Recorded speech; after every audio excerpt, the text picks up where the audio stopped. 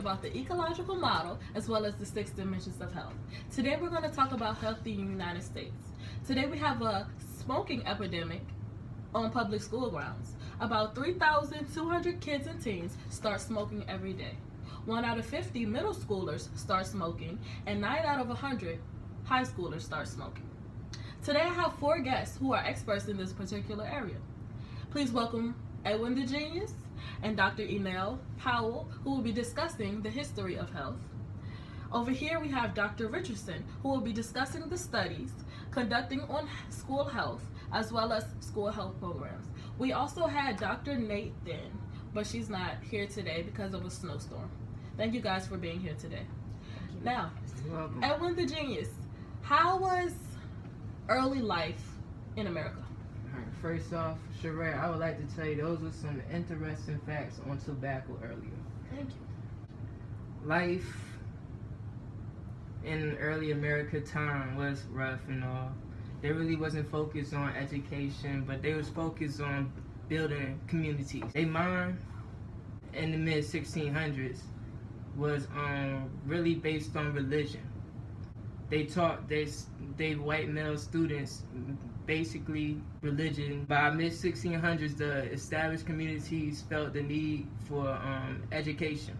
They believed that Satan benefited when people were illiterate, and the early school curriculums came from the English practices. England, only white boys attended these schools for a short period of time because they had to go back home and work and provide food for families.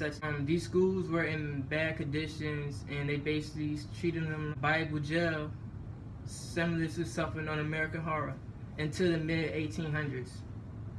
As Edwin did say, the schools and the curricula didn't change until 1800s. By the mid 1800s, schools became more tax supported and attendance was actually mandatory.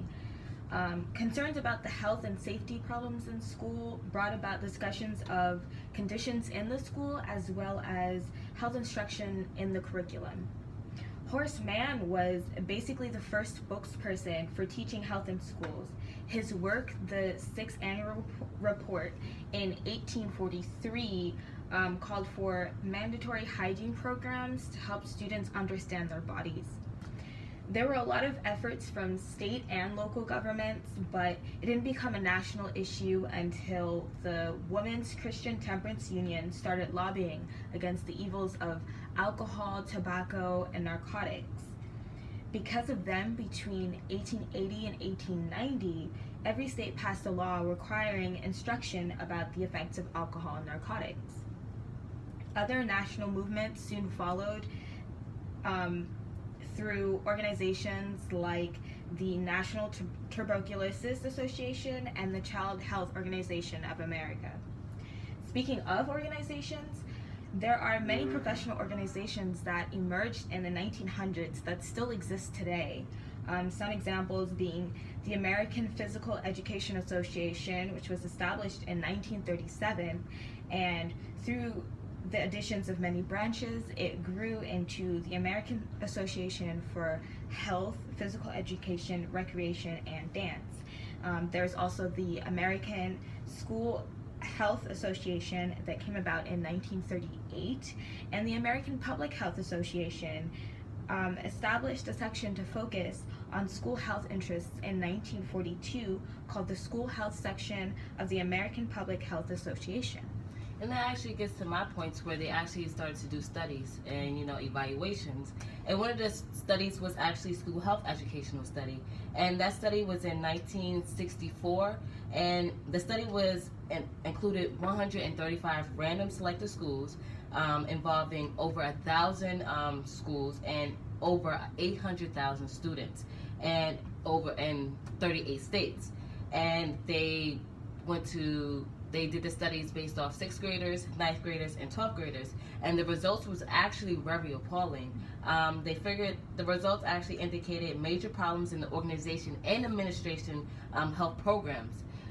They realized that there was no, as we know today, there was no gym, there was no, healthy food. Students weren't even learning about their health in the actual educational system. And then they did a second phase to the actual study where they went and established a curriculum for the actual, students. They went back and said, what can we put into school that's based off of health?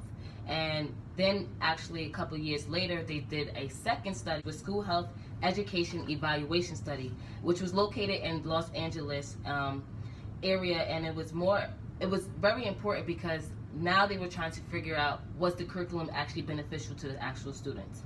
And the purpose also was to evaluate the different effectiveness of school health in selected schools and colleges in that area.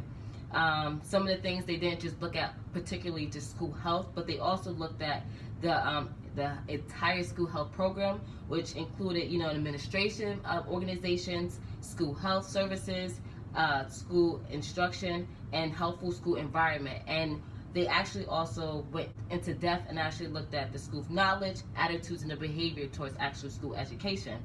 And as we know now, school health has evolved over the years since the 1970s. There are several events and trends that's now happening now in current times. In 1978, the Office of Comprehensive School Health was established, and basically their purpose was the actual policy development of school health. And then you also had the Coordinated Health Program, which was the effectiveness of school health. And then the Comprehensive School Health actually programs consist of 8 interactive components. And this just helped many students because, as Edwin and Anel, they discussed how school health was not important. We now see that health is actually very important in actual schools, and that it really does benefit the students throughout, middle school, elementary school, high school, and even college. Thank you, Dr. Richardson. We now have Dr. Nathan on live chat, and she will be discussing the characteristics of effective health education curriculum. Dr. Nathan, are you there? Hello, thank you all for allowing me to join you today. My name is Dr. Nathan, and today I will be going over the characteristics of an effective health education curriculum. First, you must focus on clear health goals and related behavioral outcomes. Secondly, you must use strategies designed to personalize information and engage students interacting. Lastly, you must address individual values, attitudes, and beliefs, as well as group norms that support health-enhancing behaviors. Thank you, Dr. Nathan. I want to thank everybody for watching. I want to thank my 4 experts for coming out and sharing this important information. We learned a lot today about public health, and especially on school systems. Like, a lot of things I learned that I did not know. That's all for today. Catch you next time on The Sheree Show.